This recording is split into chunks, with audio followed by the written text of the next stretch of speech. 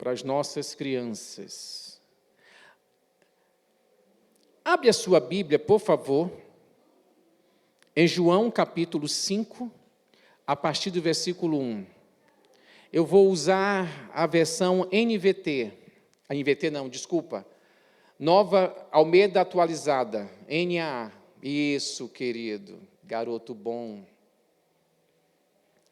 Nós estamos dentro da campanha O Próximo Passo, e eu comecei a pensar nesses dias o que eu poderia compartilhar com vocês dentro dessa nossa campanha O Próximo Passo. E Deus me trouxe essa passagem ao meu coração.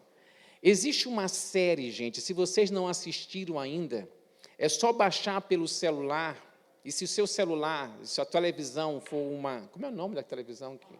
Isso. Se a sua televisão for uma Smart, se o seu celular for, você pode colocar na televisão, assistir na televisão, The Chosen. The Chosen é uma série fantástica, é um dos melhores seriados sobre a vida de Jesus que eu já vi nos últimos tempos. E você assistir o capítulo dessa história que eu vou compartilhar com vocês, é simplesmente fantástico. Você tem uma outra visão desse texto, uma outra visão. Graças a Deus, agora todos os episódios já estão dublados em português. Então, porque a priori estava só em inglês, depois estava só legendado. Agora todos os episódios já estão em português, né? Tem a primeira parte e a segunda parte. São quantos episódios mesmo, Carla? Você lembra? São 8, acho que 8 ou 10 episódios, curtinhos, são curtos. É aquela coisa assim que você assiste e quer assistir logo todos, porque eu acho que são meia hora cada um, 40 minutos, mas é muito, muito, muito edificante. Então, assistam que vai valer a pena. A partir do versículo 1 de João, capítulo 5, diz assim: Passadas essas coisas, havia uma festa dos judeus, e Jesus foi para Jerusalém. Existe ali, junto ao portão das ovelhas, um tanque chamado, em hebraico, Betesda, o qual tem 5 pórticos. Nestes jazia uma multidão de enfermos, cegos, coxos, paralíticos. Fala comigo assim mesmo. Jazia, ou existia, uma multidão, vamos lá, enfermos, cegos, coxos, paralíticos. Ok. Esperando que a água se movesse, porque um anjo descia de tempos em tempos, agitando-a, e o primeiro a entrar no tanque, uma vez agitada a água, sarava de qualquer doença que tivesse. Estava ali um homem enfermo, havia 38 anos. Fala comigo, 38 anos. Jesus, vendo-o deitado, e sabendo que estava assim havia muito tempo, perguntou: Você quer ser curado? O enfermo respondeu: Senhor, não tenho ninguém que me ponha no tanque quando a água é agitada. Quando tento entrar, outro enfermo chega antes de mim. Então Jesus lhe disse: Levante-se, pegue o seu leito e ande. Imediatamente o homem se viu curado, e pegando o leito, começou a andar. E aquele dia era sábado. Por isso os judeus disseram ao que tinha sido curado: É sábado, e neste dia você não tem permissão para carregar o seu leito. Ao que lhes respondeu: O mesmo que me curou, me disse: Pegue o seu leito e ande. Perguntaram-lhe: Quem é o homem que disse a você: Pegue o seu leito e ande? Aquele que tinha sido curado não soube responder, porque Jesus tinha se retirado por haver muita gente naquele lugar.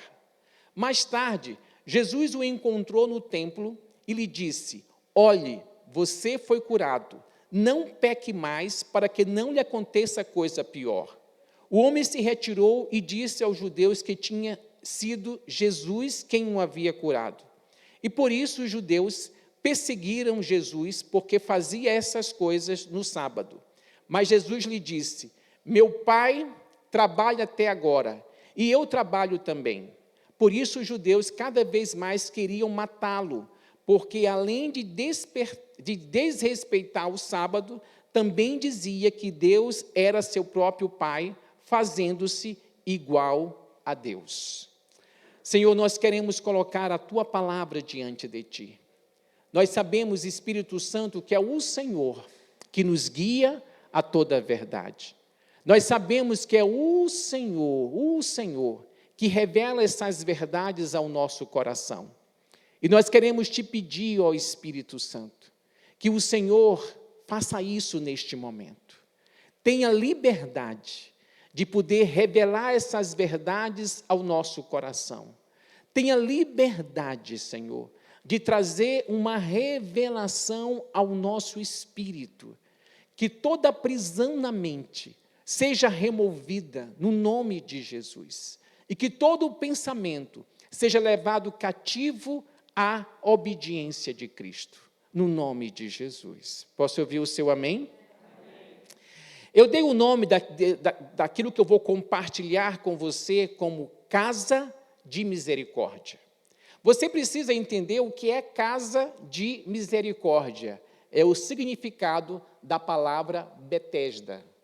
Quando nós falamos de Betesda, nós estamos falando de casa de misericórdia. Observem que junto a esse tanque havia vários enfermos, várias pessoas doentes, pessoas enfermas, pessoas coxas, cegas, paralíticas, porque ali era um lugar de acolhimento. Uma coisa que você precisa entender é que quando nós pensamos que nós somos igreja, que nós somos o corpo de Cristo, nós precisamos entender que o nosso papel primeiro é de acolhimento. Fala comigo assim, acolhimento. Quando eu falo de acolhimento, eu não exijo das pessoas mudança. Porque não tem coisa mais chata do que você estar com alguma dificuldade, com algum problema, e você chegar perto da pessoa, compartilhar com ela alguma coisa, ela fala, mas você precisa mudar. Mas é uma debilidade minha, é uma dificuldade minha, e eu não consigo mudar. Porque quando você acolhe primeiro, quando a pessoa se sente segura, aí sim ela se abre para a mudança. Não é a cobrança não muda ninguém. É só você lembrar de quantas vezes as pessoas cobraram você de alguma coisa, e em vez de você cobrar, você enrijeceu naquele espaço. Porque às vezes você também não tinha luz para entender até mesmo o porquê você precisava mudar. Ou não é nem que você não tenha luz, vamos melhorar isso, Washington. É que você não tem condição ou não tem recursos interiores para que a mudança aconteça. Uma coisa que nós, quando pensamos em igreja, como sendo a casa de misericórdia, nós precisamos acolher os frágeis, os vulneráveis. Alguém falou um dia, já ouvi isso trocentos anos atrás, a igreja é um lugar de ex, né? Todo mundo que está na igreja foi ex alguma coisa. Aí eu escutei uma famosa dizer também o seguinte: eu não sou convertida porque eu nunca fui investida. Gente, todos nós um dia fomos investidos. Porque todos nós um dia declaramos independência de Deus. Quando você fala, eu me converti, eu me voltei para a fonte, eu me voltei para a origem da vida, que é Deus. Então, a primeira coisa que eu quero colocar no seu coração nessa noite, é que a igreja é a casa de misericórdia, é um lugar que acolhe. Lembra que Jesus fala que ele não apagava, como é que é o nome? Vou usar a tocha, não apagava a tocha que fumega, não quebrava a cana que já estava quebrada. Mas Jesus acolhia. Por que as pessoas queriam estar com Jesus? Porque elas eram acolhidas. porque elas eram amadas a despeito de quem elas eram. É justamente isso que Deus quer que nós, é assim que Deus quer que nós sejamos como igreja. Que nós acolhemos, a despeito de quem a pessoa é. Eu sei que existem momentos que nós não temos paciência para algumas coisas. Eu lembro de uma vez de um casal que, meu Deus do céu, eles tiravam o nosso descanso, né, o meu e da Ana. A qualquer hora da noite, lá estava eu com o cara, e conversando, e nós íamos, e falava. Falei, gente, chegou um dia assim, que eu estava no auge da minha impaciência. Eu falei, querido, eu detesto novela mexicana. Então, vocês precisam definir o que vocês querem da vida. Se vocês quiserem ir para frente, quiserem mudar, estamos aqui. Agora, se vocês não quiserem também, estamos aqui. Porque eu sei que existem momentos que tem situações que são difíceis. Então, lembra disso. A igreja é a casa de misericórdia. É o lugar que acolhe os vulneráveis, os frágeis. Por isso que no tanque de Betesda tinha essa seleção de pessoas que nós acabamos de ler. Cegos, enfermos, coxos, paralíticos, estavam todo mundo lá, esperando por uma solução sobrenatural. Tem situações que só uma manifestação sobrenatural de Deus muda a gente.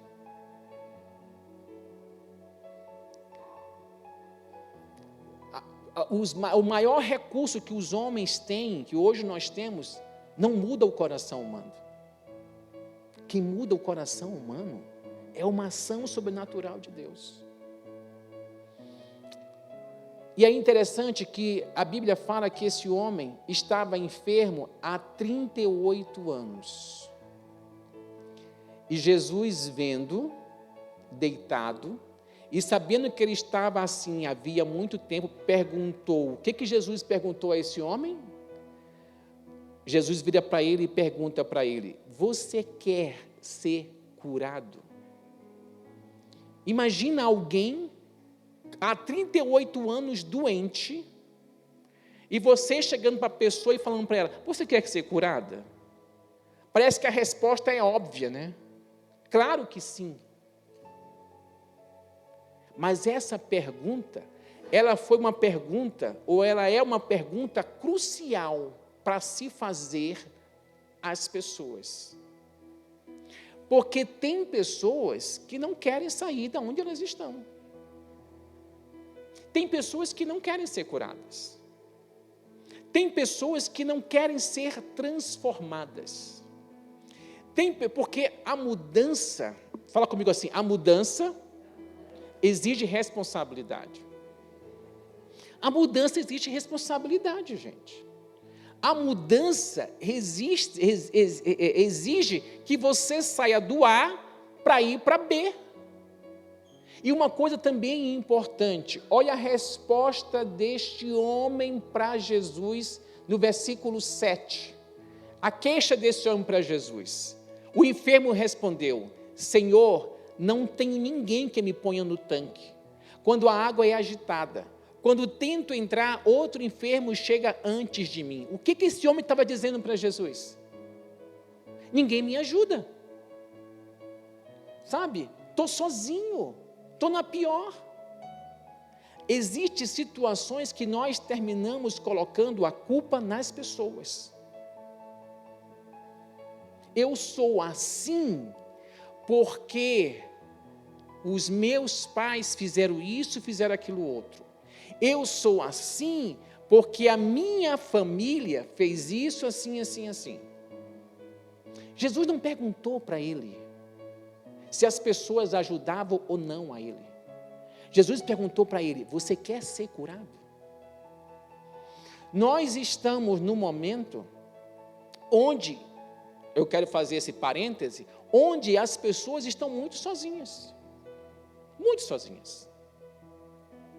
Mesmo você tendo tanta gente seguindo você no Facebook ou no Instagram, você pode se sentir muito sozinho. Porque isso é muito superficial. Muito superficial. E é interessante, né? Quer conhecer a pessoa? Convida ela para comer com você alguma coisa. É o momento de você conhecer as pessoas. Eu estou falando para você, pode me convidar para comer? Este corpinho aguenta. Entendeu? Jesus, se você for ver, tem pessoas me devendo um café. Não vou nem falar quem está me devendo café, mas tem pessoas me devendo um café. Se você observar, Jesus vira para esse cara e pergunta se ele quer ser curado, e ele dá uma justificativa. Qual é a justificativa que você tem para continuar na mesma enfermidade? Interessante que nessa minha última crise depressiva, estava tendo até uma revisão de vidas e eu tinha uma consulta com um psiquiatra online. E quando eu conversei com ele mudando a medicação, e ele falou para mim assim mesmo, em X dias, o seu estado emocional vai mudar. Além disso, eu estava sendo acompanhado por doutora Silvana Pérez, né? Só que antes disso, a Ana, ela fazia algumas cobranças para mim. Meu bem, levanta, meu bem, faz isso, meu bem, come, meu bem, vai pegar sol, meu bem, vai andar. Mas eu não me sentia em condições de fazer nada daquilo que ela falava. Falei, Ana, me deixa. E é interessante. Hoje, aí depois de uns dias eu comecei a me sentir melhor. E hoje eu tenho assim, eu levanto e falo assim, penso assim, tenho que sair da cama, tenho que fazer as coisas, tenho que tomar logo banho para poder despertar. Hoje eu tenho facilidade de fazer o que o terceiro ponto da minha pregação diz. Você pode dar conta de viver a sua vida. Porque olha foi o que Jesus falou para esse cara quando ele curou. Jesus vira para ele e fala assim para ele, versículo,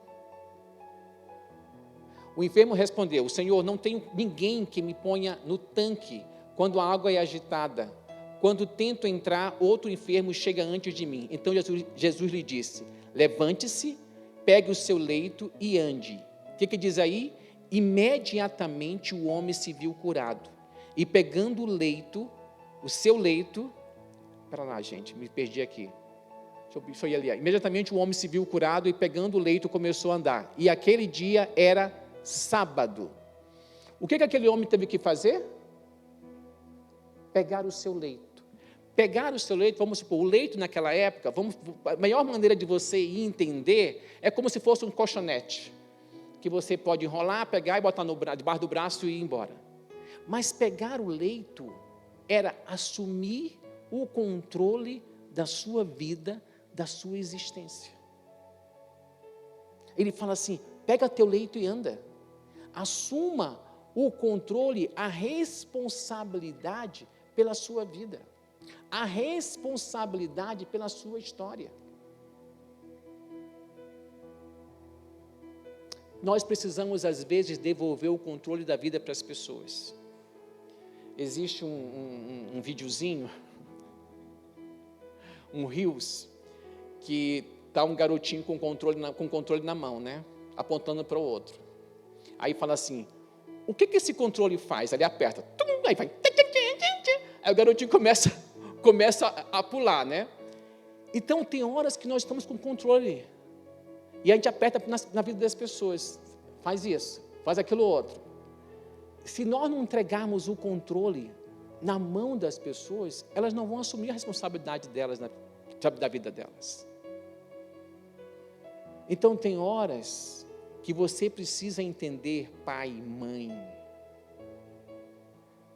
existem momentos que você tem que entregar o controle da vida do seu filho para seu filho.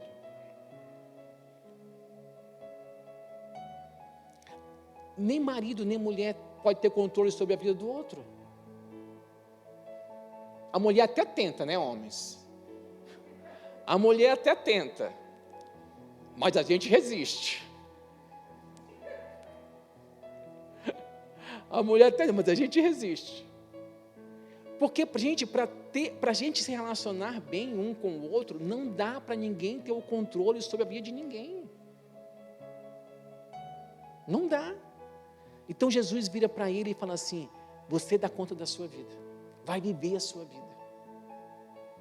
Quando nós entendemos que nós fomos chamados para nos relacionar com as pessoas, para abençoar a vida das pessoas e não controlar a vida das pessoas, a vida fica mais leve.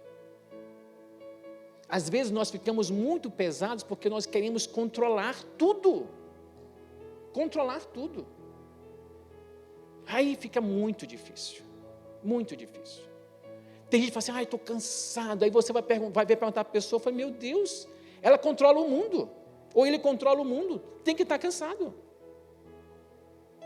Cuidar da sua vida só é uma grande tarefa. Avaria você querer controlar a vida de todo mundo.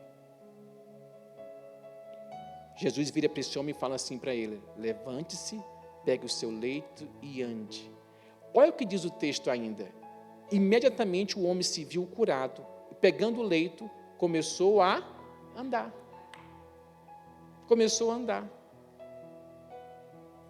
Você precisa entender que as pessoas conseguem andar, mas elas precisam ser acolhidas primeiro.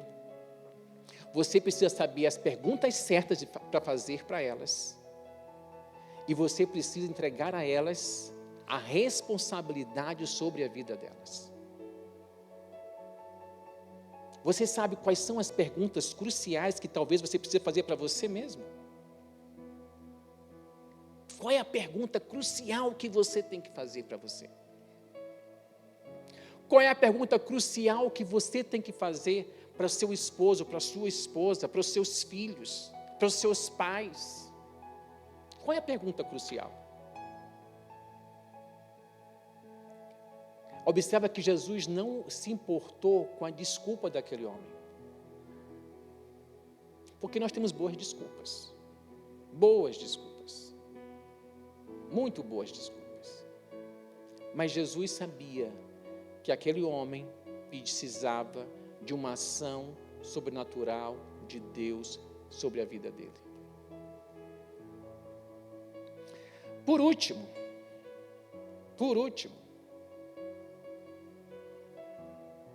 existe agora algumas pessoas que falam assim: dica do dia.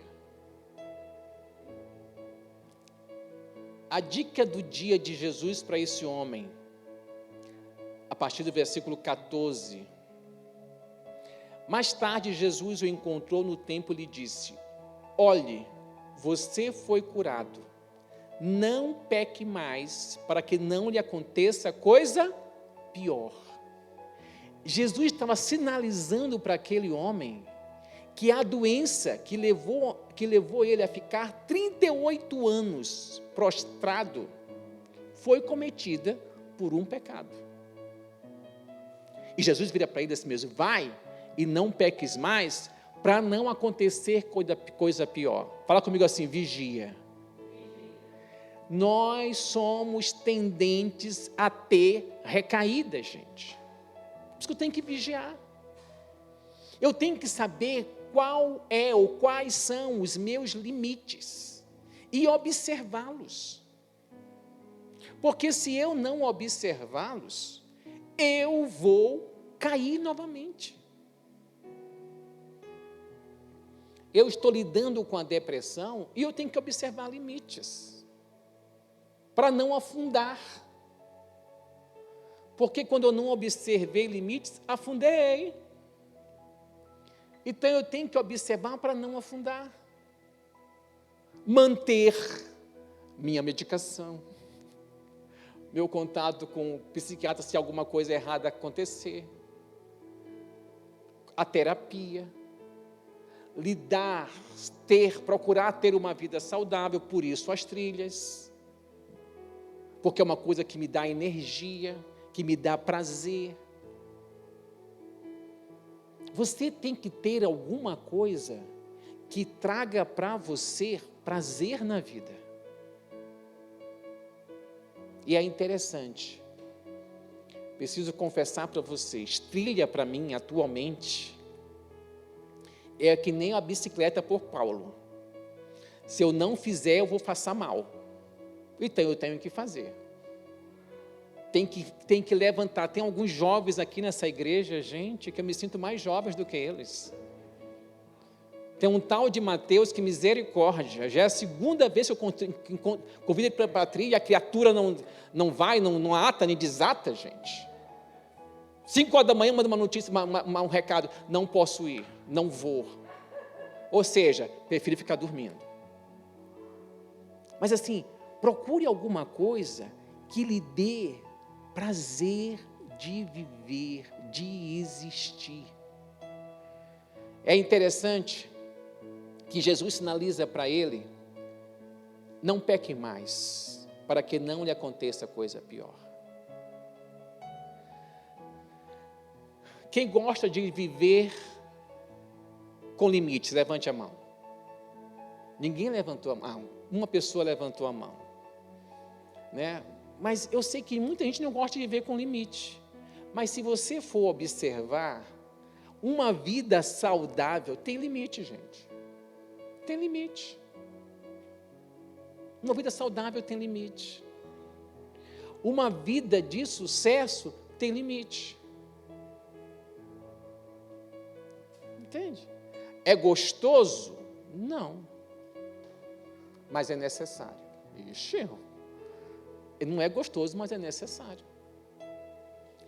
Mas só que Jesus tem mais um outro fato no versículo 15, sobre este homem que diz assim: o homem se retirou e disse aos judeus, então é isso, o homem se retirou e disse aos judeus que tinha sido Jesus que havia curado. O homem se retirou e foi dizer para os judeus quem tinha feito, ou quem tinha operado o milagre na vida dele. Querido e querida, quando nós estamos conversando sobre o próximo passo, você não pode deixar de falar para as pessoas aquilo que Jesus tem feito na sua vida. Essa é a dica de Jesus para aquele homem. Cuidado para não cair novamente na mesma situação que você caiu, que levou você a ficar adoecido. E aí ele saiu dali, entendendo que ele tinha limites, e saiu dali e foi compartilhar de Jesus com as pessoas. Que Deus possa nos levar a todos os dias, como igreja, a sermos casa de misericórdia. Um lugar onde as pessoas se sentem acolhidas. Um lugar onde as pessoas sabem fazer as perguntas certas. Um lugar onde as pessoas entendem que as outras dão conta de viver a vida delas. Um lugar onde as pessoas também entendem que eu preciso observar limites para ter uma vida saudável. E eu preciso compartilhar de Jesus com aqueles que não o conhecem, contando para eles aquilo que Jesus fez nas nossas vidas. Posso ouvir o seu amém? Amém. Fique de pé no seu lugar. Quero orar por você.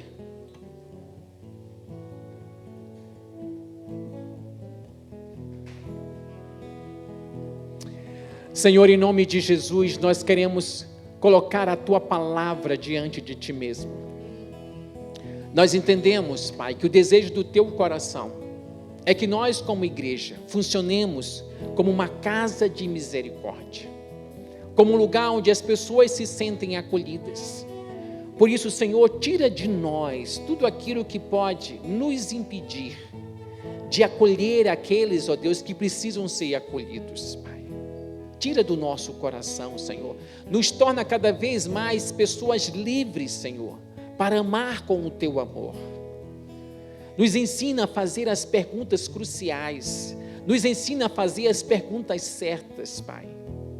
Que nós também, ó Deus, venhamos a entender a entender, Pai, que cada um tem condição de cuidar da sua própria vida.